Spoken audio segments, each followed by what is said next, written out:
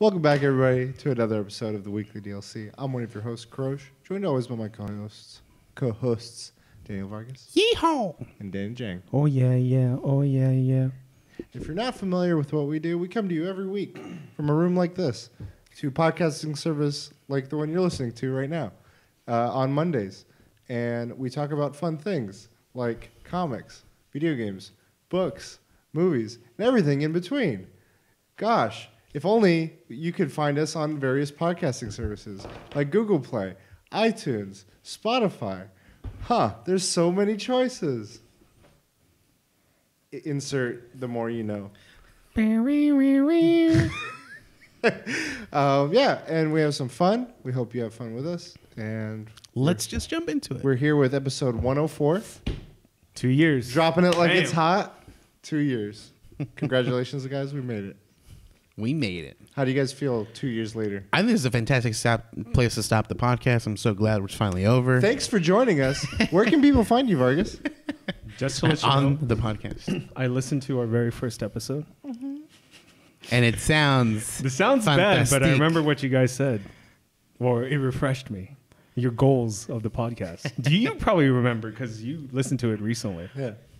It was be consistent and come out with like a certain, like at the time we were bi-weekly with the, because we still didn't have a name for the episode. Well, We and didn't. then yeah, We didn't have a name for the podcast. yeah, I because I know. remember the second episode was titled "We Have a Name." Yes. And then I remember the goal then became like, okay, instead of 26 episodes to have it be 52. B52. There was one more. And then to get press passes, Yeah. qualify, which we've submitted. So Just haven't been. I'm still hoping to hear from them within the next month or two. Oh, thanks for including me in that thing for the WonderCon. It reminded me to buy tickets. So I bought, I think, just Saturday. Cool. Another thing, though, is the first podcast, the first episode, we were talking about being bi-weekly, but immediately went into weekly. We've never missed since then. Which is weird because it was called the Weekly DLC. Which is why we were like, we're weekly. Let's just do weekly until we can't. No, we weren't. The name didn't come yet. You're right. So You're right, when you're we right. decided the name, we're like, well, it kind of has to be weekly. And I'm like, I don't mind doing weekly. It kind of like came together Yeah. in tandem. You said guests, but I was thinking big, and you were thinking people we know. Small streamers. And now we've had No, you were like friends. Yeah, it's true. We did that for the first year, and I think a lot of the second year we tried doing like the Andy Weirs, the Phillips from the Messenger, Philippe, and a few of those guys. So I think we've done a little bit of both. But yeah, we haven't done a friend in a while. Do you remember Vargas's goal? to have an imaginary For the friend. podcast? Yeah. I think he said it as a joke, but there's some truth to the joke. I don't even remember. I'm trying to remember. Because I remember personal goals. I don't remember what. Yeah, me neither. No. Please To get elaborate. To get rich. Oh yeah, That's what he yeah. said. There is some truth to Are that. you guys looking for raises? Is this like a subtle way of being like, I need a raise? I don't want to be a slave anymore. Do you remember mine? It was just one. And it's the same one as YouTube and streaming. Videos every Consistency? hour. No. What was it? To entertain. Ooh. Are you not entertained? So on that note, do you guys want to jump on into it? That's entertain. Yeah. 2 years. 2 years, guys. Cheers. I'm out of my drink, but sure. Me too, yeah. Sponsored by Starbucks. Slurp. Slurp, slurp, slurp. Refreshing. Oh my Helps God. you get through a It's podcast. such a weird intro. We're getting weird. We're entertaining. I feel entertained. All right, Vargas, do you want to start with your podcast? Let's do it. My podcast is called The second one. The Weekly What's your topic? D. That's my topic. Episode 69, baby. Every Episode 69. I know. Yeah, it just should be episode 69, part 1. Part 1, two. part 2. One. Season 1, part 2. Oh my God, what if your podcast was called episode 69? Welcome to another episode of episode 69. This is episode 69, part 2. No, so my topic is in regards to GameStop. There's been some news about it, and it just reminded me, like, do you think a brick and mortar store is still something like a brick and mortar store that's exclusive to just video games. Is that something that's still viable in today's day and age? Yes. Yeah. Well, so what I heard about GameStop is give us some context. Obviously, like, we're looking to get someone to buy them so that they can continuing. So they were in line to get bought out or whatever. And at some point, investors were like, no, let's not do it anymore. So they decided not to. Now people think like the future of GameStop is diminishing. And I mean, at least the stocks of GameStop have dropped quite or significantly low. I actually haven't looked at them, but the article said they had dropped quite low. And it just got me thinking, like, I've stopped using GameStop. I used to be a pro member. I just like, automatic do it, just do it. And I would always go there to order. Like if it was Best Buy had a better deal or if Best Buy had like a better pre-order, I still just went through GameStop. And that's stopped. That's been over like a year and a half, 2 years that I've stopped that. And now I just get it at the place I can find it at the cheapest, essentially. So that's my experience. Like I haven't participated in that, and it just feels like it's happening less and less. Yeah, for me, I personally don't buy physical games too often, but I'm looking straight ahead in the video, but like we got physical books, and digital books have made waves, and people read on their phones, read on their tablets, read on their Kindles, but there's still books haven't died out. In fact, I think the latest study showed that more people are buying physical books than before. So I think that says something about that medium. Go ahead. It's probably because of me, though. Like, it is. The first editions, the signed copies. I'm jacking up.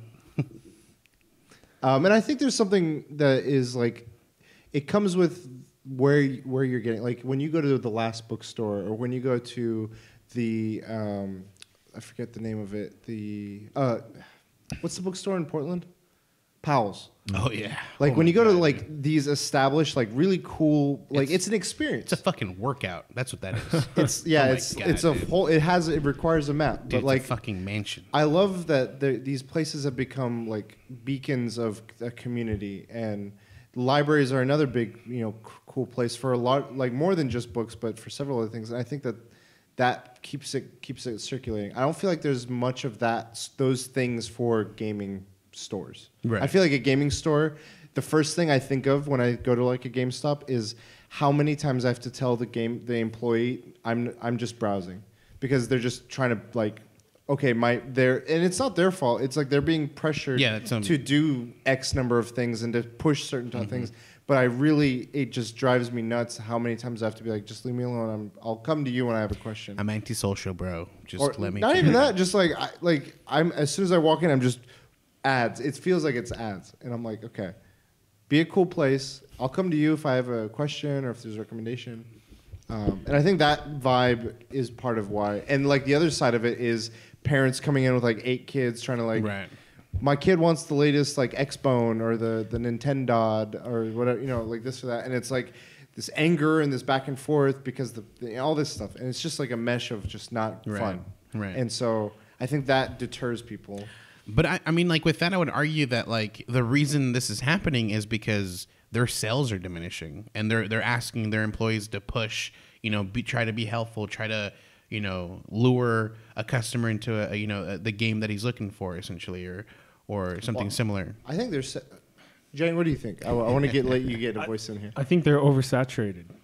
It's kind of like like those yogurt places, like Pinkberry, like they just like blew up, and then they just put too many stores, and now they're just like they can't hit the numbers because there's just too many stores. I think they're just oversaturated. But I mean, on the flip side, I don't think game stores will go away. I think music is going to go away. This is like kind of off tangent because I was trying to find a CD for the longest, and it was a new CD, Travis Scott Astroworld. I can't find it anywhere physically. Like I would have to go to Amazon to And buy it does exist though. It's not like It was brand new at the time, and no, right, but like he did make physical copies. It's not just he digital. made Only. physical copies. And dude, I feel like music because of streaming and just you could just get it online. Yeah, comparing what I was saying about books, I think games are going more the way of the music industry, where it's all going digital, and there's maybe a limited run of physical copies. And some indie games are doing that, where they're like, I'm just going straight to the stores. The digital stores, and if it does well enough, we'll do a limited run for fans that really want a physical copy of this signed or whatever. And those usually sell out. Yeah, Like, and that's it's a model that's working for them. It's very different from what it used to be, where it's like you would want the physical copies were fucking abundant and they're everywhere, and next thing you know, they're in a bargain bin at Walmart and Best Buy. You were saying that the sales are dropping. I'm like. Part of it is, again, the vibe that they're giving off. When I go into a GameStop, I know that if I'm like part of their pitch is to get more money out of you, which is push used games. Used games in the GameStop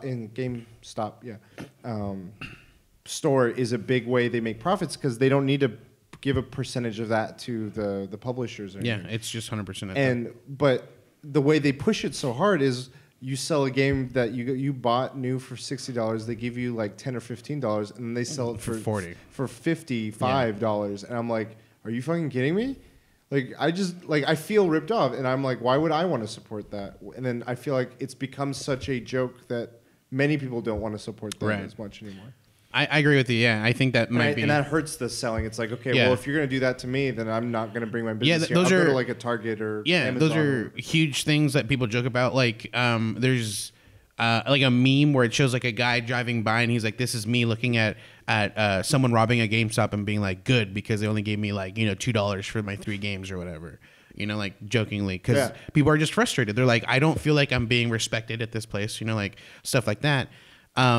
I do think that brick and mortar stores can still exist, but they will have to be like niche in like the area. Like it can't just be like inundated to like where like if I drive a mile down, there's another like what Jane was saying, saturated. So it can't be too saturated, and I think it has to involve the community. Like they have to have like it has to be like a mix. I loved when GameStops would be like, okay, like the Street Pass stuff. They were always at a GameStop. Yeah, and I was like, cool. When's the next one? I want to check that out. And see, the thing is, like, GameStop didn't obviously set those up. It was an individual who called GameStop and was like, "Hey, you're a video game place. Can I have an event here?" And they're like, "Yes, let's do it." It wasn't just any individual. It was through a rep of a game of a. Oh, I didn't. Well, it was the Nintendo guy. He was the one that like made it happen with GameStop. Like, if anyone just wanted to have an event at a GameStop, it wasn't like they wouldn't sanction everything. They would either run their own midnight launches, or they would do something like this, where a Nintendo or a Sony or whoever rep would be like, "We're gonna we want to partner with GameStop, do an event at these select stores." Right. Like those things bring in people and have fun. And I feel like they're going like, "Nah, just get in the store, get out." Like we're not even doing midnight launches anymore. Just pre-order it, pick it up whenever. And I'm like, eh. And then now they're doing this whole, okay, we're partially, they own ThinkGeek. They bought ThinkGeek, and now they're just like merchandise selling. So it's like, you want your gaming shirts? Come here. Yeah. And you want your gaming puzzles, your Funkos, your all this shit? I do think it's got to expand in like things. It's got to like include not only video games, not only like video game clothing. You got to start including like probably comic books, probably these different things, and include events there. Like have an area where people can play games there, play a card game, a board game, something like that. Like they got to expand and have events to bring people in. I don't think like the way GameStop is doing it now, where it's like it's just a store. Don't hang around here, please. Like buy stuff, specifically something used, and then leave, please. I think I can agree with part of that. I don't think it should be just like a haven now all of a sudden for like all of it, because we're lucky enough we're in an area where there's a lot of conventions. Right. GameStops exist outside of that. So to me, like I'm like, okay, all this stuff that you're saying merch-wise, I can just wait till a convention and there's a cooler version of it or a cheaper version of it.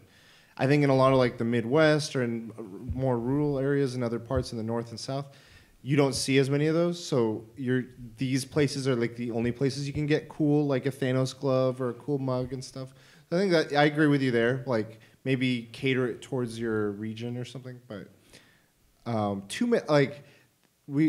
think when a while ago they brought in like a VR thing to the GameStop, and I mentioned it to you guys, and you're like, ugh, like pink eye, like chances of that, like, and I'd be worried of too much, like, here, come play these things. There'd be too much, like, I mean, it's open to families, so it's like little kids will touch something, big, adults, sick people, and like, the worry of like getting sick from something is real. Well, I mean, at least when it comes to like stuff like that, I was assuming people would bring in their own like game already purchased. Like it's not. But I mean, obviously that idea is still there, where like it's gonna get dirty, it's gonna get you're gonna spread. They could do like something where if they let's say you have a GameStop and you have like it's in a shop, and they have like an extra space next to them. If they like, I think the Howie's in over by Knott's. It's gone. Oh, the Howie's is gone? Well, there's like a comic shop there. Yeah. That's gone too? The one that was right next to Howie's is gone. Okay, well, how they had it, I was comic thinking, shop? I don't know, actually. I remember maybe they not. had like part comic, part like play. Geeky Yeah. Mamas. Yeah, and well, there was that too. But I was thinking of just like the play comic area. shop is gone. You're right. There was like a play area and there was like a shop area. But like for a game thing, I could see that being like, okay, the open area is for, I don't know, like Friday night fight nights. Like have fighting game community. Yeah. Come here, do your fighting game. Like esports, like you said, is getting big. GameStop should partner with a lot of these and do like local tournaments and get those people like, okay, we want people to mingle here. We want it to be synonymous with this like Overwatch or with League or with Street Fighter or with whatever. Like get that, because esports is taking off in many different ways. Like Rocket League, everyone plays Rocket League. So you could have like a kids league. Pokemon does it all the time. They do like 12 and under and then over 12. And they have their tournaments and local matchups and like partner with a few of these and build off of that and get more and more and more. I think that could be cool. Yeah. Yeah, but like the thing is, I feel like it gets too niche, and I don't know if it's because we are in a very like crowded area. Like something niche like that will attract or should attract like a nice crowd that'll sustain the area. But like that comic book shop, there's a comic book shop that was on in Fullerton, near where I live. Two of them are gone. Like they were just like, we don't have enough business that comes in here. Yeah, they have their own issues. I think, no pun intended.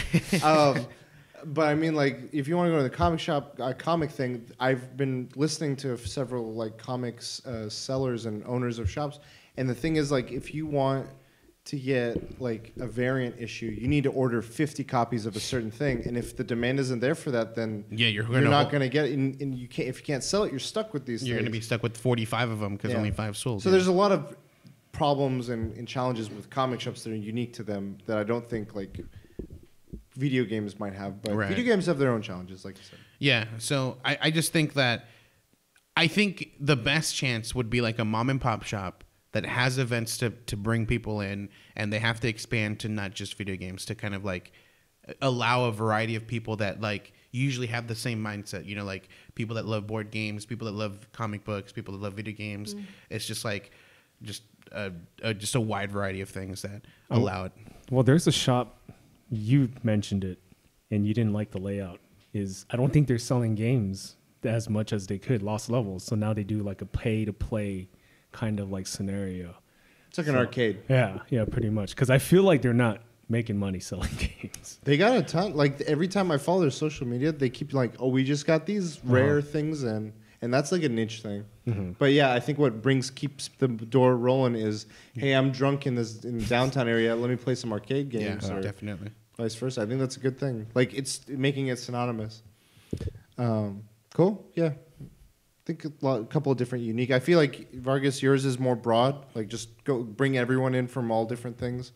I would say mine is going to be, I'm putting all my bets on being associated with esports. Okay. Because I love, like right now, the main reason I'm still sort of I have any association with GameStop is Game Informer magazine. I really enjoy what they write, and I still love like gaming magazines. I grew up with them. I miss them. Like how many different ones there were. I used to have like the first issue of Game Informer. So GameStop used to be Funko. I don't know if you guys know the history. It used to be based off of Minnesota, and they were a very niche like game shop, and they just fucking blew up.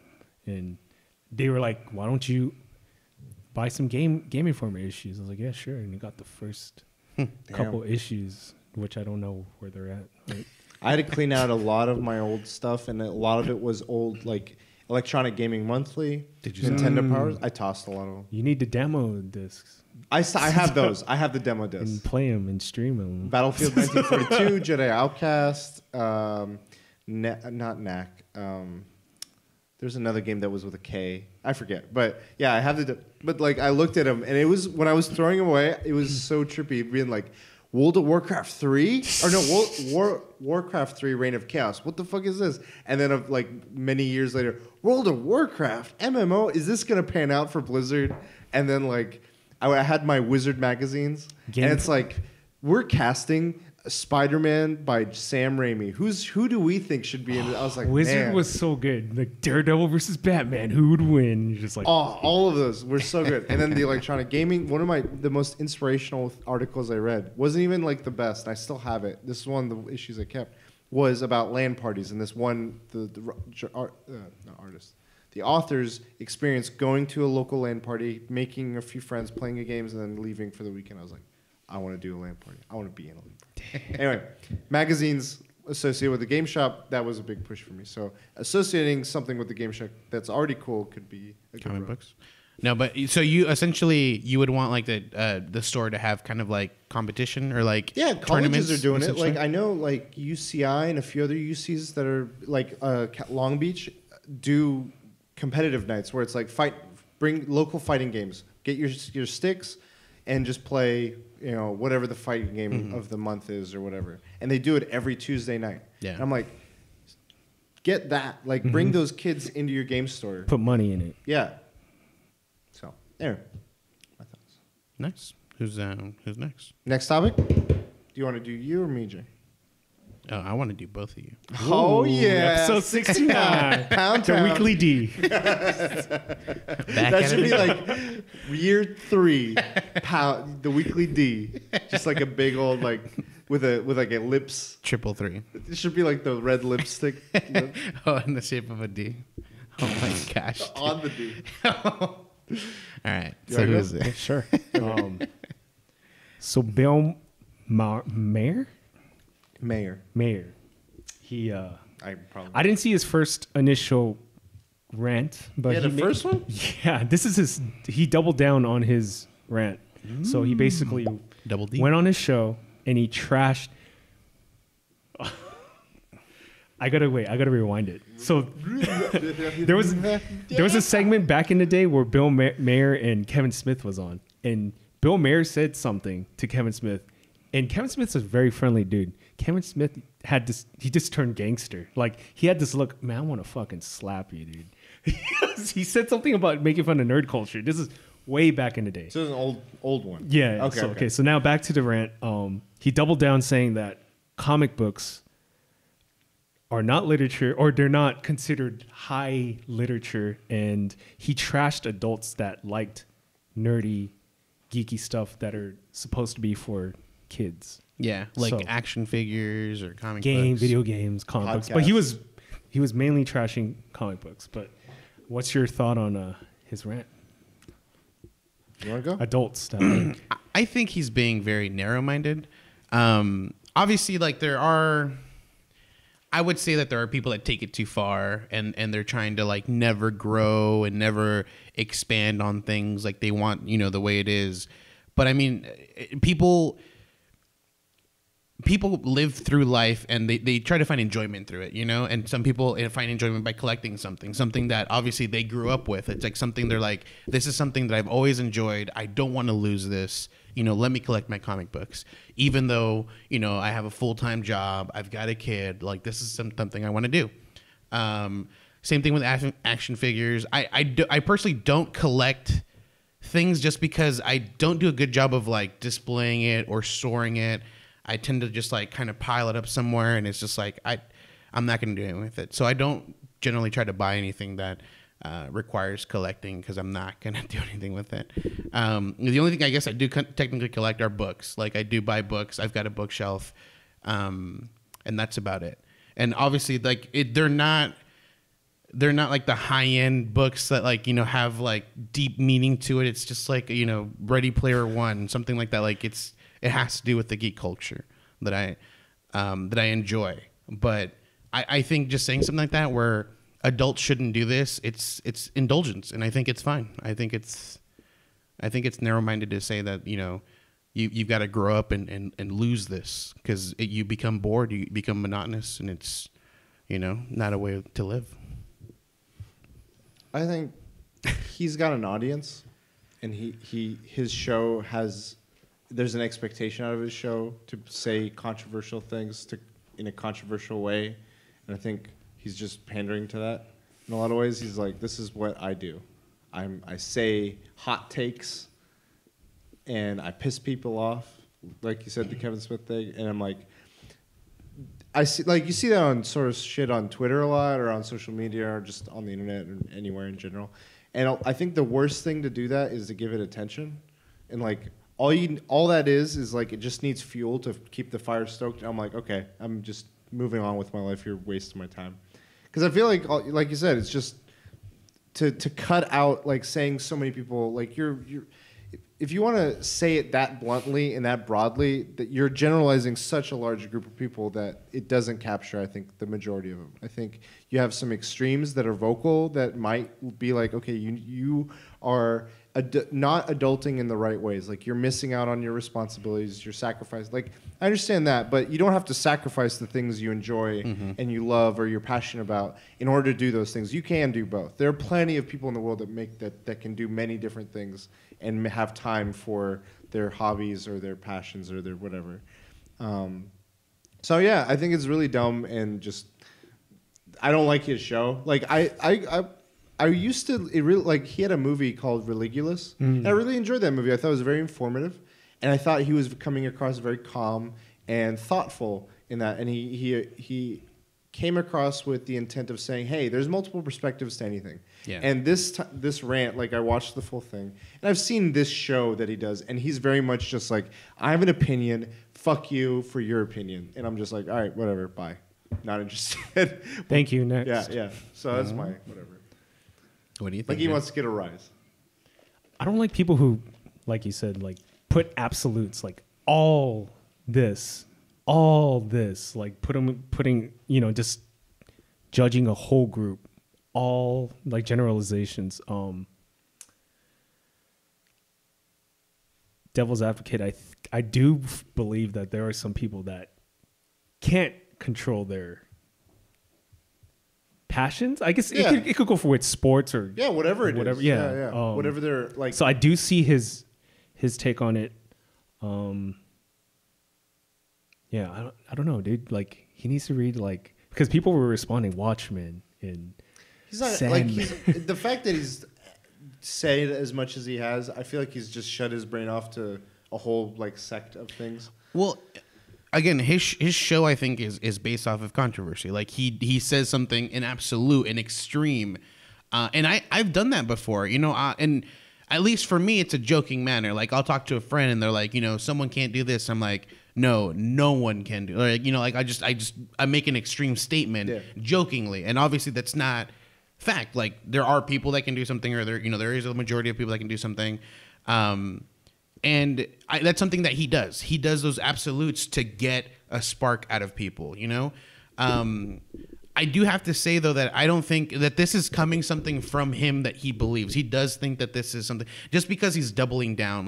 This has been done before. So I don't think this is something that someone wrote for him or was like, here, say this, and he's saying it. I think this is just something that he does think, but I think he's making it extreme just to cause a scene that, causes more people to look at his show, be like, this guy's an idiot. Because with the show, as long as you obviously don't go over a certain line, it's going to be good publicity for you. So he's getting, we're talking about it. It's going to be good for him.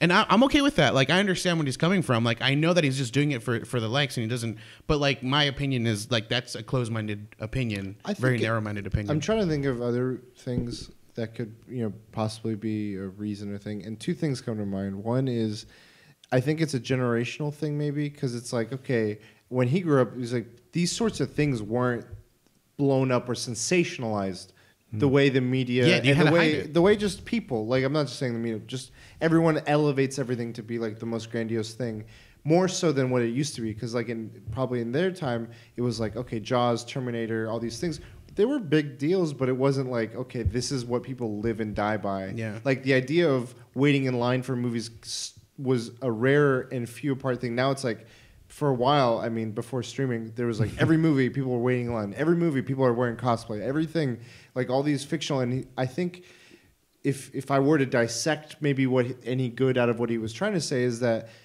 there's a reality, and we're so distracted by these fictions that we're not paying attention to the realities. Ernest Cline's Ready Player One highlights a little bit of that. With like there's a dystopian world, and it's just we're just People putting don't wanna face goggles it. on and Ignoring they're it. ignoring it. And I think he said he was maybe not like again the way his filter is that's how he says it, but like trying to find a message in what he was saying would be that, in my opinion. Yeah, I would say like back then, obviously, like you it wasn't a thing that you would be like, I read comic books. You don't want to say that. Someone's going to be like, you're a child. It's like a punk thing. You're not growing up. Yeah, you know? it's a delinquent thing. Exactly. Mm-hmm.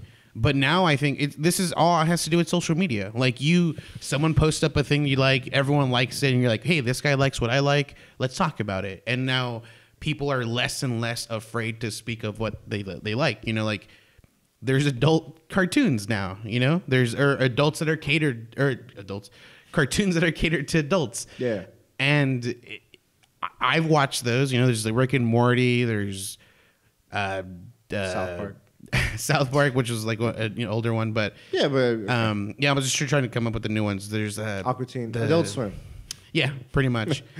And so there's just all these things, but like I think social media makes it more acceptable, so people can talk about it. And there are extremes. There's people that talk about extreme. There's like accounts they only show these things, and it seems very extreme. I think it was the Marvel Cinematic movies that actually, hey, it's okay to like comic books. Because before then, dude, it was nerdy to like comic books. It was like, I don't know. That's just my take on it. Like, I feel like Marvel Cinematic movies, like once people start seeing them, and I do agree, it was more niche to like comic books. Now it's like more mainstream and like anyone. Or The Dark Knight. It just became more of a regular thing, not just like a rare spike in this in this graph of movies of a subgenre. Yeah. But the other thing I was gonna say is that, like, again, with how everyone, just as a whole, we've seen in waves of movements of like supporters or not supporters. What's the fucking word? Anti-supporters. Anti-vaxxers. I don't want to get into this. Supporters and people that just don't support. People that don't support. I'm at a loss for the word. Anyway, but like it's like us versus them sort of thing. It's like, so he's like, everyone that agrees with me, rally against that idea or those fans of this, and it's like silo. There's no like, hey, you're cool, fine, I'm doing my thing, you do your thing. And like I get more and more of a sense of that way of thinking on various things, and maybe it's because of the tension we're living in how things are right now in all states of mind. But try to ignore some like that bad vibes. I feel like it's just bad vibes. Yeah. It's a good one. Do you feel like he'll do another rant at some point? He'll triple down. I don't know. He should have Kevin Smith come on and they should debate about it. I think that would be kind of cool. It'd be cool for ratings. The thing is, when I think you Kevin say would debate, punch him. The thing is, I feel like having heard him debate, he goes like for like the cheap shots, and it's like it tries to get a rise out of the other person, and then that's so true. Then they just say something like, you know what, fuck you, and then he's like, see, people, he's an idiot. Kevin Smith wanted to slap him. So I'm like, I don't want to hear him debate unless like someone's keeping them both in line. I want to see like I don't know who, but someone like that would just fucking be like, you, okay, now shut the fuck up, now your turn, go. Like a Joe Rogan or I don't know, someone else. Okay. Or Phil DeFranco maybe even. Like who he comes across very like, okay, let's tell it, like, let's see all perspectives. That could be an interesting thing. But I don't think Bill Maher would. We'll agree debate to that. him. Huh? We'll have him on the podcast. We'll have a master debater. Ooh, the weekly D. You wanted guests. Oh my gosh. Cool.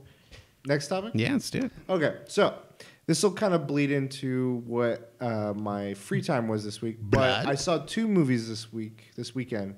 I saw Black Klansman. And Alita. No. That hasn't come out yet. Get me excited. I saw Black Klansman by Spike Lee, and I saw Sorry to Bother You by Boots Riley. Oh, nice. 2 that I've wanted to see and I haven't seen. They're both at Redbox. And I believe Something to Bother You is on Hulu. I didn't realize that until after we Redboxed it. Anyway, so we saw these movies, and they both had messages. But it just got me thinking of, like, Paul Bettany. The sellout.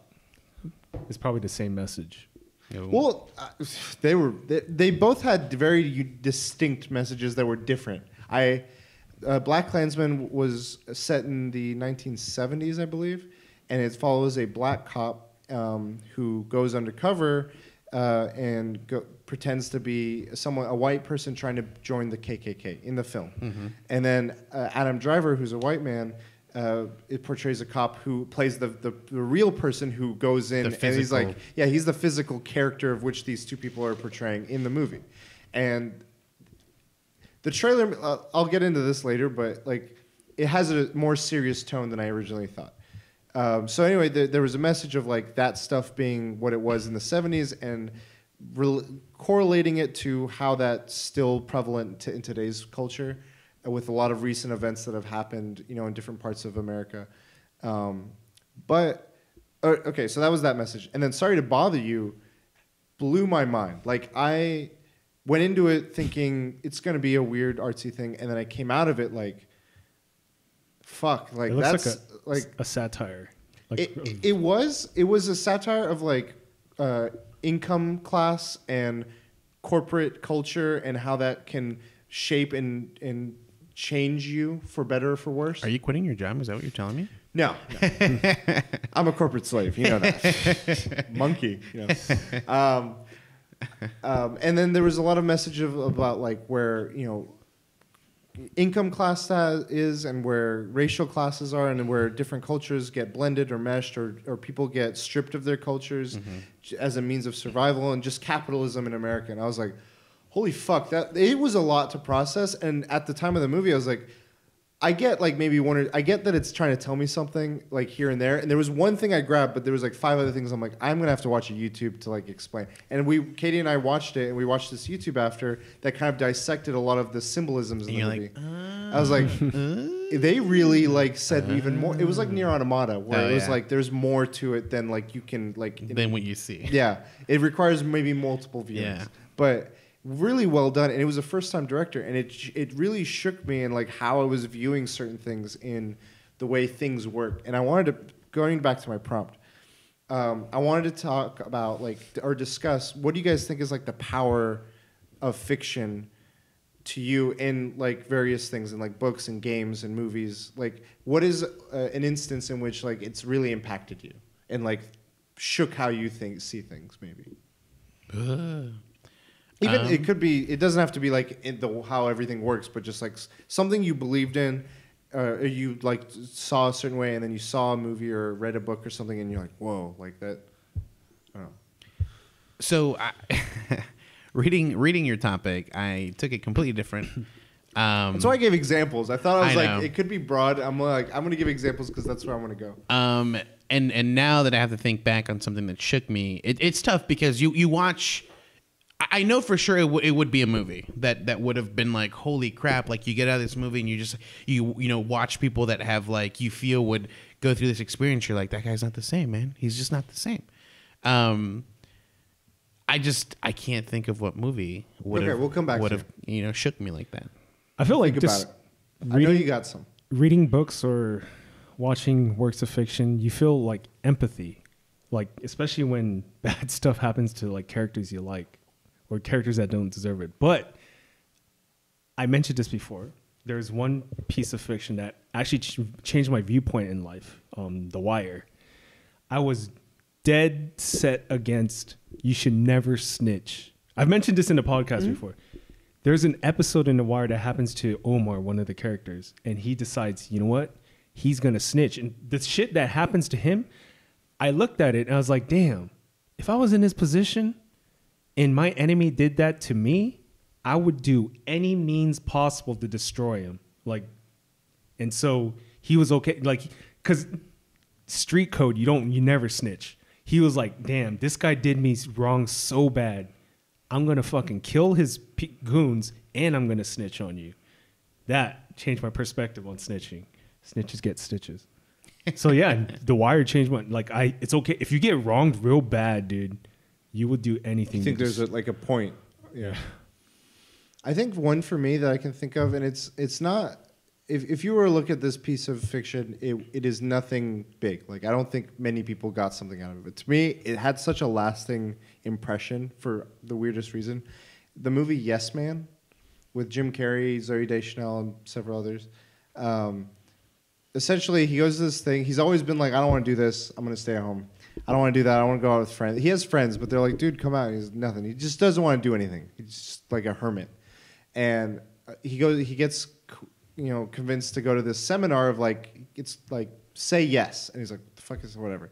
And this guy like bestows upon him. He's like, okay, you have to say yes. And he has to say yes to stuff. So now he's like, he sees an ad for learning a lesson. He's like, all right, I'll take it. He sees this. He's like, all right, I'll go to this. And he just starts saying yes to so many things in a positive way. Like he has like some mishaps, and that leads to the humor of the film, where he gets into like some weird situations or funny situations. But by and large, I feel like it enriched his life to be more open to different activities, experiences, opportunities, and like it just seemed like such a positive thing. And I was like, you know what? Like I'm not saying I was a hermit and said no to so many things, but I was automatically like, I never want to do this, or I never want to do that. And I was like, you know what? Why not? I'll give fucking Pilates a try, or why not? I'll give a 5K a try, or why not? I'll take a trampoline, like some weird class of like so many things. And there was a big chunk of like the immediate after, when I was like, I think out of college and on my own for a bit before Katie and I met. And still to this day, we will have bursts of like, okay, hey, we haven't done some stuff in a while. Let's get out there and try some. But I was like, you know what? I want to try this. I want to try that. And I feel like it's been a positive shift in like just being actively thinking in that way. And I don't know, I always think back to that movie. The movie is based on a book. That's what I thought, because I think it's based off a book where a guy decides to do it. Yeah. Cool. So, I didn't know that. Oh. So I should read that book. So these are things like it's. What I have about the a same. game? No, I have the same thing. It's Yes Man. I'm the same thing. Like I don't ever go out. I don't ever do anything. There wasn't a moment in my life where like I'm pretty sure it was after I watched this movie where I'm like, I'm gonna say yes to certain opportunities to see where it leads me. And it ultimately led me to a drug fueled party. I didn't do drugs, but like, whoa, we need the wild Daniel. I've always been like oblivious to drugs. Like my whole life through high school, I didn't even know about marijuana, like everything. And I go to this party and like people are like doing lines of cocaine. I'm like, where the fuck am I right now? And I was like, this is because I said yes to these certain things to get to this event. And it stopped after that. I didn't say yes to certain things anymore. No, man. No, man. Yeah, like that's one of them. Okay. I felt like inspired, and I was like, yes. I had gone to a party.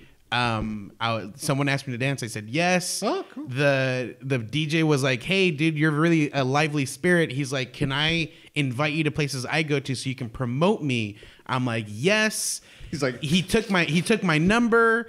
He like hits me up and he's like, "Hey, there's gonna be one, in this location. I don't want to mention the location." I'm like, "Yes." I'm like, "How do I get there?" He's like, "There's a party bus." Yes, and that's where everything started. And I'm like, "No." That's Yeah. The Coke on there, the destination. Okay. I'm like, no, never again. So I was like, this is what happens, I guess. when you say yes too many times. There's a limit. There is a limit. So that's and I remember just watching that movie and being like, I don't ever do anything. Like I should just say yes to these events. And even then, after that, there's been opportunities where I say yes, and in the middle of like going on this insane hike, I'm like, why the F did I say yes to this? And so I'm you like, could learn dying, that wasn't for you. almost losing my glasses in the fucking river in the middle of the desert. Said yes to a second podcast. It's a bad time in my life. So so that did lead to a lot of crazy things. So there's that. I mean, anime in general, I feel like anime makes me a better person because the protagonists are always like trying to protect someone, trying to do good in the world. And that's something I try to live by. I try to be a good guy. I try to, if someone needs help, if I see something going on in the road and someone needs assistance, I will be that guy that stops, helps this person out. Okay. And that's something just watching anime, like these people do good. They try helping everyone out. And that's something I try to do too. So cool. I think that's something that, through fiction inspires me. And obviously I'm not going to, lift up a building or like fight some bad guy or anything like that they do because it's fiction. But you'll do not all fiction's like that stuff. Obviously, no. But you'll do the internal monologue anime. But that's I'm referring to just anime in general. Okay. So. But that's Prison Ball. No, another one I want to just give a quick shout out to is The Alchemist. Oh, I need to read that. It's that's super short book. I know, it's in my to read. That book, the thing it did for me was I was still trying to go through like majors and stuff, but it kind of made me think. It gave me an okay feeling of not knowing what I wanted to pursue or go for, aspire to in life. Because at that time I was really stressed out about like, do I want to pursue this? Do I want to pursue that? I need to commit to something and pursue it in like a major or like a degree or a career. And it just kind of set me and recalibrated me. Like, you know what? Life's a journey. Try some stuff, figure it out, and if you go down a path that doesn't work, change path. Like, and it made me feel like that was okay. And up until that point, I feel like between pressures and just what I'd grown expecting, like you choose something when you're leaving high school, and that's your life. And I feel like I try to remind myself of that book and the messages in that story. And it was a really good story. It's super short. I recommend it to everyone. I read it at a really young age, and so I've actually gone back to it 2 times since. I should go back to it again. Jen gifted a signed copy to me. I haven't read it yet. It'll change this. It'll be next time we go back to this topic. Like many topics we go back to, you can go back to that. Perfect. But another thing I wanted to bring up, and this is regarding fiction, is in Black Klansman, I was reading more about it and about different takes on it. And Boots Riley actually, funny enough, because I saw those 2 movies of these, Spike Lee and Boots Riley directing both, or one of each. And Boots had some criticism of Black Klansman. And he's like, you know what? These are false events. This movie is portrayed as a true adaptation. These are historical things that happen. But many of the key points in the film are not accurate to what is historically there and to some of the people that he's met. And he's like, in the movie, Adam Driver is Jewish. In real life, the white cop was not Jewish, and that plays a role in like the message that they're pushing for this story. Yeah. And several other things where it's like the main character is a cop and he's a good guy trying to help the other African Americans in his community in Colorado Springs, but he actually also had I'm citing Boots Riley. He was also undercover going into Black Panther meetings and going into like those sorts of things. And while he was non-disruptive in historical like records of him in the KKK, he was responsible for being disruptive and kind of what's the word? I said disruptive. Causing issues to making it harder for community gatherings he was with the KKK stuff. He was just watching and like observing and all this stuff and learning and just taking it took a course over a longer period of time rather than just like, okay, I got to get in there, I got to stop something. Where with what at least the sighting was of when he was doing the infiltration of the Black Panthers, he was disrupting like any gatherings or any community things that they were trying to push. And it was like, are you doing more help or harm? And so what I want to get to with the fiction is there's a lot of true stories that aren't accurate and that aren't good messages, but they get turned into fiction to tell a good message. And does that ever impact how you feel about that work? Like another example I'll give is the two examples, both involving Tom Hanks. There's the Captain Phillips. The real Captain Phillips did not save the ship. In fact, he got the ship in peril in the first place. And the second one was about that movie where it was like Mary Poppins being convinced by Walt Disney to like give him the rights to her book. Yeah. And in real life, they really screwed her and her family out of a lot of things. And there's a lot of like bad stuff. I was like, man, like they make it seem like it's such like a hunky dory, like all things ended happy. I'm like, fuck, man, it didn't in real life. But the movie has a good message. So does that make it okay? Yeah, it's tough, dude, because it like with at least with those two examples, they wrong someone, and they wrong someone to the point where like they will never have the same lifestyle they could have had everything gone the way that at least the movie says it would have gone. It's hard to say. I don't know. But just your general thoughts, like what would be an issue, or what like. Well, with those two examples, I just want to say like I don't think that's a good thing. I don't want those things to be like that, But like even if the message, like I try to think of like, okay, maybe the message is like a okay message, but what if it's something that greatly impacts the lives of many and inspires them to do good? At that point, what is at what cost is that okay, or is it not okay? Like I think of that, like the weighing of like what message could be that valuable to. Well, I could say that yes, whatever. if obviously it impacts a ton of people, I can be okay with it. You would, but in reality, there's people making money off this movie. Yeah. Obviously off these ideas. I'm not saying it is okay. I'm just saying, would you think it was? It's still tough to say. Like it has to be a very specific reason. Okay. I can't like just say yes in general or whatever.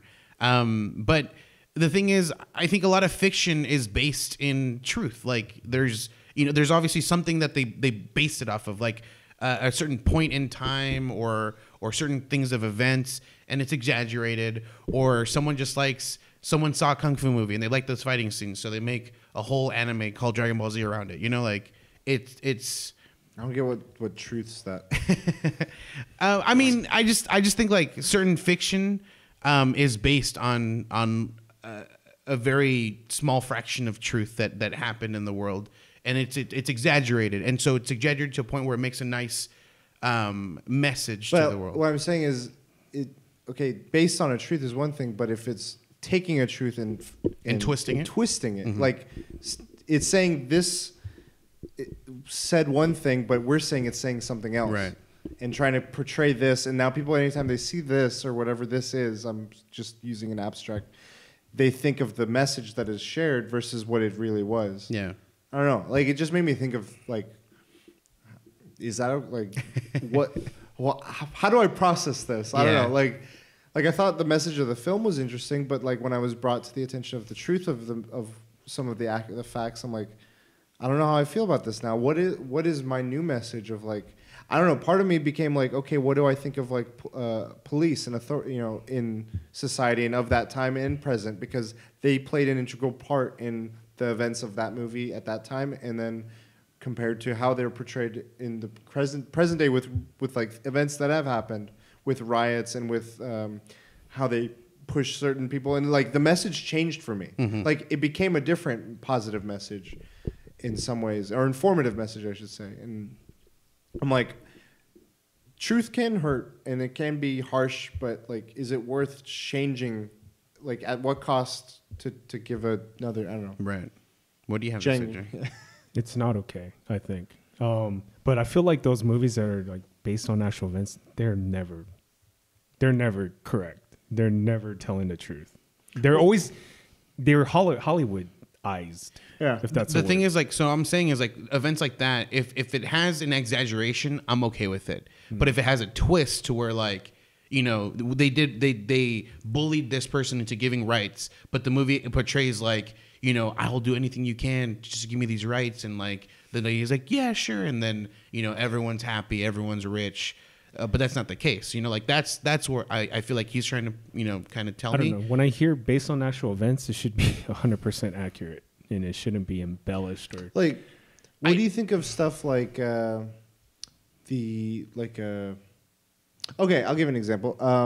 Netflix had that American, what was it called? American History something, where it was like the O.J. Simpson trials, and it was with Cuba Gooding Jr. portraying O.J. Simpson. Okay. It was. I thought, like, I went in, I'm like, okay, I don't know how sensationalized they're going to make this. They dramatize a lot of things. Yeah. A lot of times you'll see romances made when there weren't any real romances. Darden and Marsha Clark, I don't think that happened. But, like, there were things about, like, how it's portraying the impact it had on society at the time that I'm like, I wonder how much, like, I started asking my folks. It got me to ask about what really did happen. And I think that there is some good there where it's like, I know you were saying, and I agree. I know that this is fictionalized in a lot of ways, and it takes a lot of liberties. But if it gets you curious, is that a positive effect? I guess, but how are you going to know the truth? That's the thing. It'll get me curious to know the truth, but then, like, it's on. Yeah, I don't know. I don't like. I just want to feel satisfied, like I'm eating vegan shit. I think in an exaggerated based on true story or whatever, I think that's fine for me. But if it's a twist, the way you're referring to, I don't. That's not good. And I think the movie would have to kind of really push the idea that this is. Please understand, this is fiction, but based on on truth. So like, I think that's something that I'd be okay with. But like the fact that it's just like based on a true story, you feel like, okay, so like the idea that like. Not everything that happened in the movie happened or like to that extent, but like this person was nice. This person did give a person this money. Yeah. That's kind of like small things that you take thinking like this is truth when in reality that's still, exactly. So there's just certain things that are twisted like that where you think, oh, that was so cool. And like it has that message of like, always say yes, always do this. And then you get cocaine. Exactly. Yeah. I mean, damn, I don't want to get political, but you saw Vice and do you honestly, I mean, he was a bad dude, but he wasn't like Satan bad. You know what I'm saying? Like, okay, maybe he was. Another topic. But I mean, like, you can't look at that movie and be like, okay, he's actually everything that in there is true. It's true. Yeah, it takes liberties and it probably left out details that who knows what they are, but I think it shed light on, or it brought a spotlight to something or someone that maybe not everyone paid attention to. Like you see these historical retellings of like World War II, of a story of a band of troops or an incident or something. And it's like, it might be fictionalized, but it puts a highlight on it and it draws attention to it. And I think there is merit in some of those cases where, yeah, it might have been fictionalized, but now people are looking at it and they want to know more about it. They want to know, what are those individuals doing now? What impact is in that location now? How is that community, or what is the impact of that movement, or whatever the story or the thing is? I think there is some merit to that. Yeah, I don't know. I'm processing still a lot of it. Like I came into this, I'm like, man, I don't know how to like wrap this up as a topic, but I wanted to bring the idea of it up. And I have a final thought. Just to end it, and I'm like, what if? I want to ask you guys just quick bullet points, like first thing that comes to your head. Oh wow! If speed round, just take a minute to think about, but like try to give me a response. If we took fiction out of, there was no fiction for 1 year. No. What do you see like happen in society? Like, I mean, a year without fiction. Like Thanos snapped it. I feel like nonfiction is pretty interesting too. Sometimes nonfiction is as interesting as or stranger than real fiction. Stranger Things? Yeah. Like memoirs, like really weird, dude. But I mean, like the impacts, like in a lot, like not just like. Okay, well, I don't want to say this. I'm just saying. I'm not thinking of just books. I'm just thinking of everything. Like, someone's telling video games. Someone's telling you a story, and everything is just truth, or just not. People would double down on social media, but it would be truth multiple things. Well, perspectives and opinions. Yeah. I think. Obviously, it'd be a huge thing. Like no one can tell a lie. You know, they can't stretch the truth. Well, I'm thinking more of like I'm not gonna like when I think of no fiction, I think of what you're saying of deceit. Mm-hmm. I think of News. stories like the amount of attention we don't spend when we're spending whatever other thing we're doing, and how much more of that attention is going to be given elsewhere, whatever that may be, and like what that would then impact. Like people are now focused on what Obviously, like what do people do in their free time and like all that stuff. I'm thinking of like the data. So these small Pornhub. I think so. One of the That's the right answer. Been working out? No fiction. No fiction. No plan. fiction, bro. I think at the small scale, at like individual scale, I think there'll be less small talk because people will try to avoid having to say something that's happened that's truth, and they because there's always something going on where you're talking to someone and you're gonna be like, I really like you. That's something that you don't generally just say to small someone. talk. I know, but like Pickup lines. it's just like you're talking and someone's like, hey, have you ever gone to this? He's like, and you're gonna be truthful. You're gonna be like, no, I don't like that place. And then someone's like, why? And then you're gonna explain. It's just the thing is, we never try to say something negative or something that displeases us. I see. Okay. You're gonna try avoid that. You're like, I don't want to talk about it, because you don't want to say I don't something think it'll bad. end small talk. I think it'll change the conversation. Like instead of just like small lies here and there, you would just change the subject to, did you see that game? I thought it was an interesting game. They scored this and this happened and that happened. And it's just like a retelling of this. And it's like, what do you think? What are your thoughts on that? And people are going to be, I think conversation is going to become more Have you seen Lobster? PC. I don't want to see that movie. I've heard things about that movie that So scare me. the idea is like you have to be with someone, and by the time you leave. So the fact Right? you have to be with someone, and if you're not, they put you in a prison with other single people, and you have like 45 days to meet someone, and after you've met someone, you have to like stay there another 45 days with the person to prove that it's true or not. But like when this guy talks to people, it's very like, yeah, man, game was cool, I guess. And like it's very boring, nothing amazing, because everyone's afraid like if they say something wrong, it'll cause like negativity. It's like, I don't want to, I don't want to be your friend. I don't want to be with you. And it's like, oh, no. Like, cause then you die. You get. Yeah. I don't know. Like going back to the fiction of like the hobbies and stuff, I don't like games are going to just be simulations. It'll be like farm simulator, job simulator. There's actually a new game called Build a PC Simulator. Jeez. I think there's going to be a lot more, a lot less TV channels. I think that would happen. I think live stuff would be huge. Streaming. Because when you're like a not a newscaster, but like the announcers for a game, they're saying exactly what's happening, and they see it with like a very excited, extreme voice.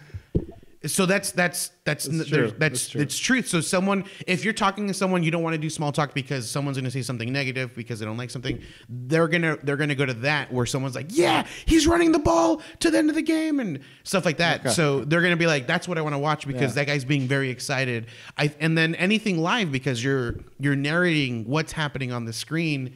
And you don't have to worry about saying something that's fictitious and because you can't.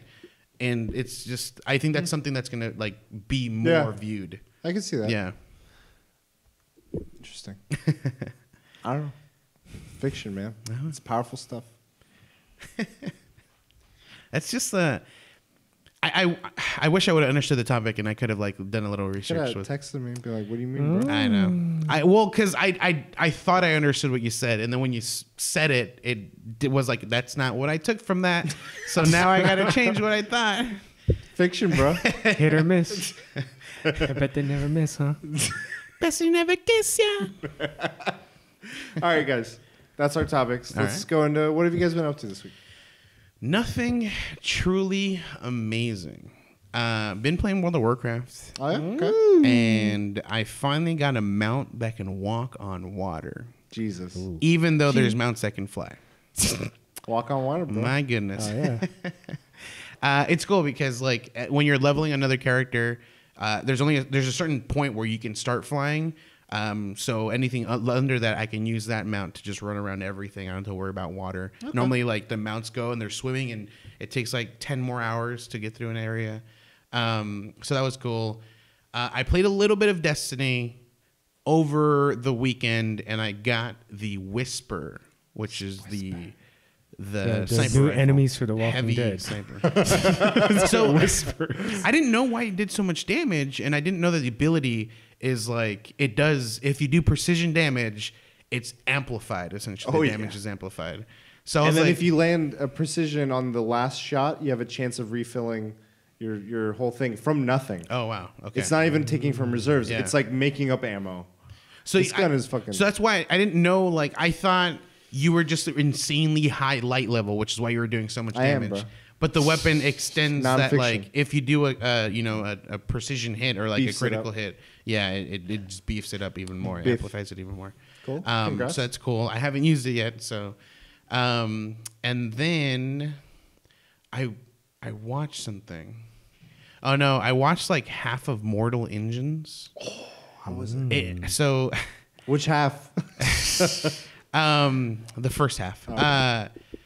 So I watched it through a website that like is, it shows like movies that are still in theaters. So like the movie starts and some guy's like walking through a seat, like sits down and his head's blocking half the screen. So really shitty quality. And what I did is I downloaded a web browser on my media TV box, and I went to the website, searched the movie, hit play, it's playing it, and I think the web browser will refresh after some time. And so I'm watching it, like more than halfway through the movie, refreshes, won't finally load the next part of the movie, and I'm just like, well, I'm done, I guess. So I was like extremely disappointed. Okay. And I think it's just because of the media box. I think if you watch it like on your computer or on the phone, it'll work perfectly fine. Or in theaters. It did really bad. I didn't want to support it. I don't know. Peter Jackson? I was really curious because like it's just something I love. How's Moving Castle?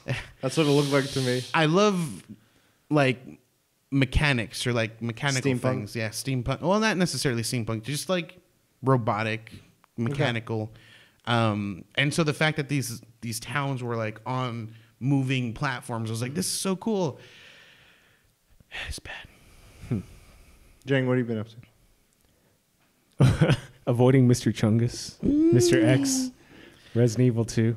I pre-ordered it because GameStop had the good pre-orders. Dang, GameStop. Killing it. So Had the good pre-order. the original's better. I don't Really? know. I just feel like it's scarier. The original's scarier. Well, because it does the door. And also, like, Is it scarier because it was the first time you went through it? I guess. Because, yeah, that might be it, too. Because I do know kind of all the jump scares. But, like, hearing Mr. X coming for you, you hear the music. In the original, you don't know when he's coming. So that's why it's more scary. When he comes out, it's just like, oh, shit. But this one, you could hear the footsteps. Oh shit! And he's But that doesn't build any tension, or it doesn't work. Like I can see that working or not working depending on. it doesn't build tension. Okay. I mean, like he's so easily avoidable. Like Resident Evil 7, Jack Baker, dude, that guy can catch up to you. Like he'll start running, grab you, and Mr. X, you could Superman bob and weave. Superman dodge. arms. God damn. But I mean, I haven't been streaming too much, but I did stream that. I'm almost done with the game, I think, on Leon's scenario. I think I'm like 75% done. Judging it from like the OG one, because I just got to the sewer, so I'm 75% done.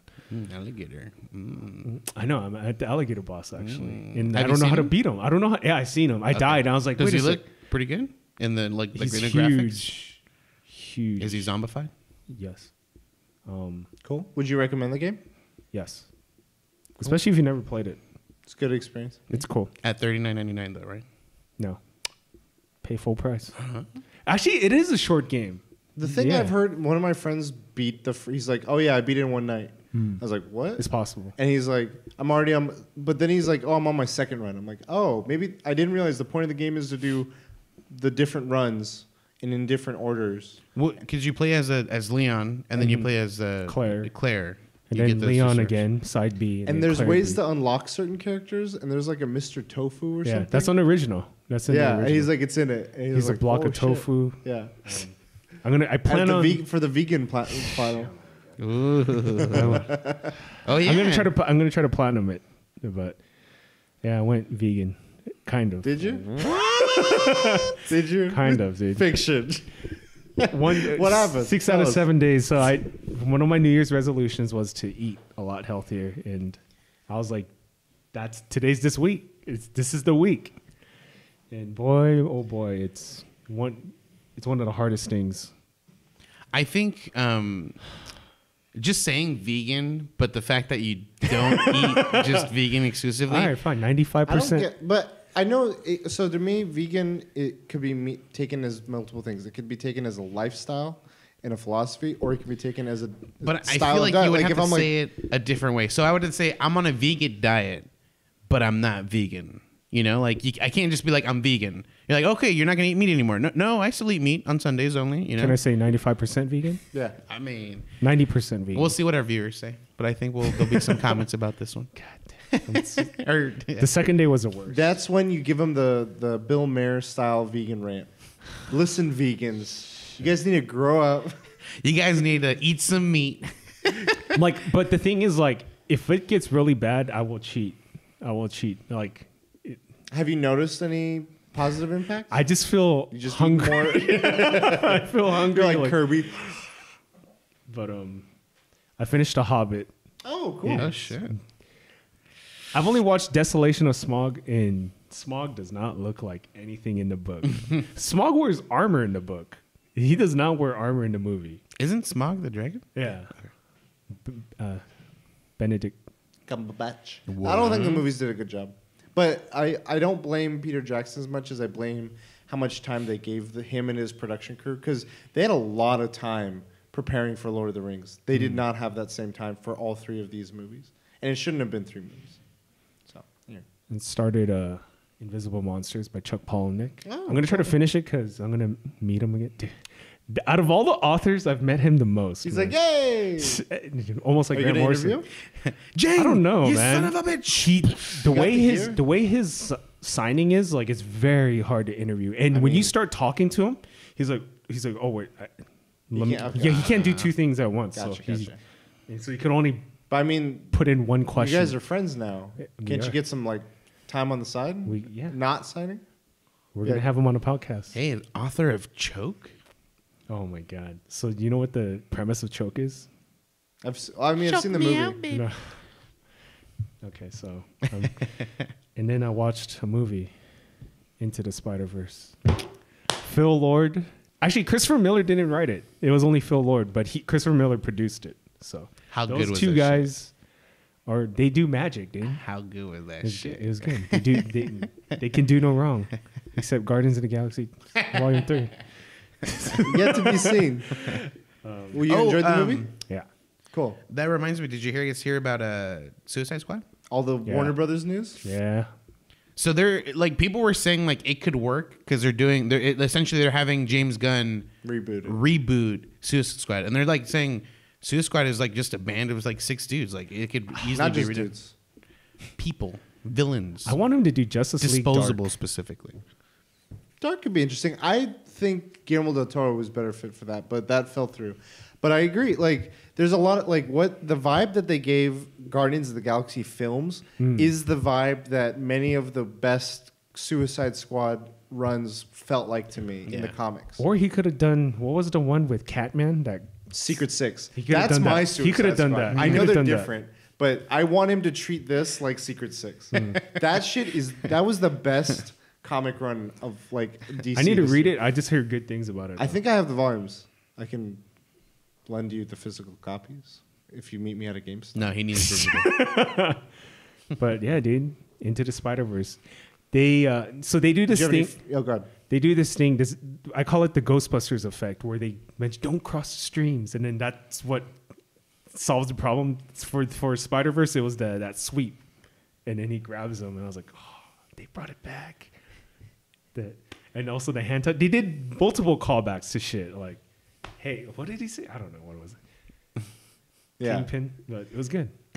And they made Kingpin like the Daredevil Kingpin, kind of. So I like. Did you know a lot of the voice actors? I noticed some. Like, I know Lee Schreiber was Kingpin. The first adult Spider-Man you see was Chris Pine, Oh. and then the second one was Jake Johnson. Oh. What tripped me out is, so I never read Ultimate Spider-Man, so I assumed it was in the Ultimate Spider-Man universe. And when I saw Peter Parker with blonde hair, I was like, wait, I don't think Ultimate Spider-Man. Some off. Yeah, I was just like, he wasn't blonde. What did you think of the other Spider-Man? I wish they put Spider-Man, the Japanese one. I mean, they put like an anime one, but I wish they put the Japanese with the mech. I mean, they kind of... One of my favorite ones is the Indian one, where he's got like the. Oh no, was it Indian? I might be missing out. There was one where it was like a kid with. It might be the Japanese one where he had all the strings and stuff and yeah. I want them to do like what they did Ninja Batman or Batman Ninja with that, like an animated, just like a one-off thing. Did you hear that DC's gonna try to answer to Into the Spider-Verse with the Batman Beyond one? They said our answer to Spider-Verse is a Batman Beyond. Bring it. I want to see that. I want competition to push competition. But they need to bring a good creative team. Like they need Phil Bruce Lord. Timm. Bring the people that made it. I mean, it'll be different. It'll be a different feel. I feel like Phil Lord brought this like weird humor. His humor, dude, his 21 Jump Street style humor. Didn't they announce like a live action Batman coming back again? So that's been Matt Reeves, the guy that did Planet of the Apes and Rise of Planet of the Apes and stuff. He's doing, and it's no Ben Affleck. It's going to be different, new Batman, younger Batman, more of a detective story than any prior Batman has been. So I'm like, that should be interesting. But Batman Beyond, I don't think they should aim for like our version of this. I think they should do their version of Batman Beyond. Batman, and be true to it. True Detective. For the Matt Reeves one, that'd be an interesting way to tell. Like Harvey Bullock and Commissioner Gordon, like the world is a flat circle, man. And the end credit was good. Miguel O'Hara. I was like, oh shit, I know. Yeah. And the meme, I was like, that's too good. We got to go back to the beginning. Yeah, that's rude to point someone. You put it at me first. The humor was too good. They got to make a sequel. I don't know how they're going to make a story out of it. From what I understand, the next one is going to be a Gwen Stacy focused one with an all-female Spider-Man or Spider-Woman. And there's plenty of Spider-Woman characters to pull from. I'm just surprised. I mean, we can maybe delve into this more. Where's Spider-Ham? We should probably do a Into the Spider-Verse review. So I'll stop my comments there. But yeah, good movie. I agree. Anything else before? The last thing is I'm working on my script. Hey, New Year's resolution. Hey, I have a really cool idea. So I just imagine looking at your script and it's like the SpongeBob episode where he's like, it just says like hello or whatever, like in like Victorian font, and that's it. And he's like, I don't know what to write. Dude, it's rough. I don't have like written stuff down, but I'm trying to come up with a page synopsis of it, and I'm gonna submit it to Monkey Paw, which is Jordan Peele's. He actually has a submission website. Yeah, so. I've seen that site. It's not a horror film. So we're talking talking about fiction. We're talking about movie script here. Movie script. Cool. So, awesome, dude. We'll see. In 1 year, I had to spend some time on this, like. Hey, just remember the vegan diet when you're famous, dude. Dude, the idea is so I scrapped my idea, combined it with another idea. It's so good, dude. It's so good. Cross the streams, bro. Yeah, like for me, like I said, I watched 2 movies. We went into Black Klansman thinking it was going to be a comedy. Yeah, like that's the trailer. We were like, we need to rewatch this trailer because the trailer, I remember, I was like, did it mislead us? And we watched the trailer again. It's like hilarious, and I'm like, bruh, this movie was not funny. Like it had little moments that were like, that was kind of funny, but by and large, it was a very like racially charged film, and there was a lot of, and like we're playing it on our TV at home.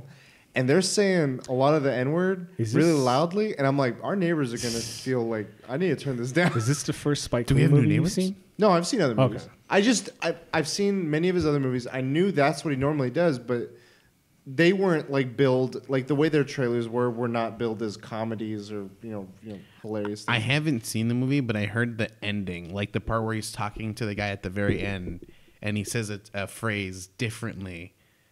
That the guy, because the guy. What about that? Well, because supposedly that the movie, the guy is like, I can tell when someone's black. Yeah, I know. By like But how they're. What about the? Well, doesn't he just like he says it in like that in that way, and the guy like kind of realizes like, oh shit, I've been talking to someone who I thought was white this whole time. Yeah. Yeah. But I don't get what that. Well, it's just like a.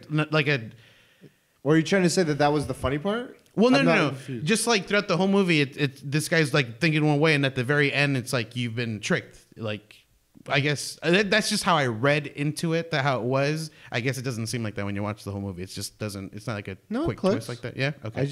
I'm not getting what. I just thought it's a really good. Like I want to watch it and see that moment. That wasn't like a big impact moment. It was like an epilogue moment. Okay. So I thought that was a big impact moment. That's why. Okay. I feel like if it was a big impact moment, they wouldn't have given it away in the trailer or clip or something. But there were some things I was like, okay, it was an interesting way of presenting this or that. Again, the way that what's his name, Boots Riley described a lot of it, really enticed me to read more into what happened. Mm-hmm. And I feel like, for all intents and purposes, like he has much respect for Spike Lee. He's like, before I say any of my thoughts. Spike Lee's one of my inspirations. I got into filmmaking because of him. Mm-hmm. And regardless of how I feel about this movie, I think it's a great thing. And everyone should watch it just to get their own take on it. But I feel like I need to express my thoughts on it. And I think he articulated himself very well. And then I want to go into Sorry to Bother You. This movie blew my mind. This movie is to what Inside the Game was. Oh, shit. There's a point in this movie where you will pause it and be like, what the fuck? I'm this blob right now? I don't want to spoil it, but there's an equivalent. Okay. And you'll see it if you plan on seeing it. I think you both should. I will watch it. There's merit to watching it. I think the acting was really good. Like for the beginnings of the movie, you're like, this is just a weird movie. Like everyone kind of does a weird thing in a weird way, and there's a weird tone. But it just starts focusing as the movie comes along, and I'm like, I get what it's going for, and I get where it's going, and like there was humor to it. This is one of the movies I was like, I was expecting the type of humor this had in Black Klansman, and I was like, okay. But then that moment happened, I was like, the fuck am I watching? I don't know what to expect anymore. And it ends, and I'm just like, I don't know how to process this. This is not how I expected to spend the night. What did Katie think? We both paused it, and she was like, she turned to me and she's like, it was weird. It was weird. And then it was nuts. It was like another realm. And I was like, yeah, I wholeheartedly agree. Play. Anyway, so we did that. We finished season 1 of Star Trek, and I really enjoyed it. And each episode, like, whether or not it hits the mark on what I think it had the potential to, it introduces ideas and it gets you thinking. What Star Trek did you? Next Gen. So Picard. I think that's the same one. I don't, because I'm not very familiar. I know that there's multiple. There's all sorts of series. There's Deep Space Nine. But there's one where this might spoil, I guess, a section of it. If you're okay with that, I'm no. Not okay. Okay, never mind that. So never mind. But I am learning there where a bald man. I am learning where the memes are coming from. We literally just saw the episode where this black guy is sitting at a command desk and he's like. I'm like, I know that from the internet. But yeah, interesting ideas. I like the show. I'm liking that we're 2 of many more seasons. Played a lot of Destiny. I need to just finish these few things, and so I can just put the game away for a little bit because I want to play some like indie games. Wargroove came out and a few other things. But I'm just like, if I don't finish this now, I'm never gonna finish it, and I need to finish it. And then Royal Rumble happened. WWE. Yeah. That was a lot of fun. I had fun. Brock Lesnar kicked some ass. You watched it? You physically went? I wish I went. It was in Phoenix. Okay. But we did a little shindig at my place. And yeah, it was fun. I had a good time. The women's wrestling is really like taking off. Like they're giving them the proper time they deserve. They're giving them the proper kinds of storylines that are like equivalent, if not better, than many of the men's storylines in certain divisions. The thing I'm really sad about right now and it was a while ago where a similar thing happened where like CM Punk left. Daniel Bryan couldn't wrestle anymore. One of my favorite guys, Dean Ambrose, he's part of the Shield. One of them was diagnosed with leukemia. Yeah. This was one of the other guys who's been just diehard wrestling, guy in the group, and he's allegedly leaving WWE, and it's due to a lot of creative frustrations he's had working within them and trying to get creative ownership of what his character is and what his story is, and he hasn't been getting it. And they released a statement saying at the end of April he's going to be leaving the company. I'm like, part of me thinks this is a work, like they're just putting that meta as the story. Another part of me believes that it could very much happen. Yeah. And it makes, I don't know, he's one of my favorites, and it just made me really sad. I was like, I don't even have thoughts. I'm bummed out. Yeah. So. That happened. And Pokemon, I've been playing a fuck ton of Pokemon Go. There was Palkia is out right now. Did you get a shiny? I got a shiny Groudon. But not a shiny Palkia? There's no shiny yet. Anytime a new legendary is out, they don't do the shiny the same wave. They bring him back later to reintroduce interest. And I've learned from some of my coworkers, they spoof. And they were showing me how they spoof. And I'm like, that experience, it's a very different experience. The way they described how they play it, when they play it, what it entails. I'm like... Because you can play whenever, though, right? Literally, all they do is they like, I want to be in Tokyo or I want to be in France, and there's a joystick that appears on the screen, and they're just moving their person around, and they're just playing as if that's where they really are. And for them, in some cases, it's been very much like, I'm here, it's after work, I have my kids, we're going to just sit on the couch, watch TV, and I'm just going to play casually at my own pace, not have to worry about running somewhere, finding people, coordinating with this.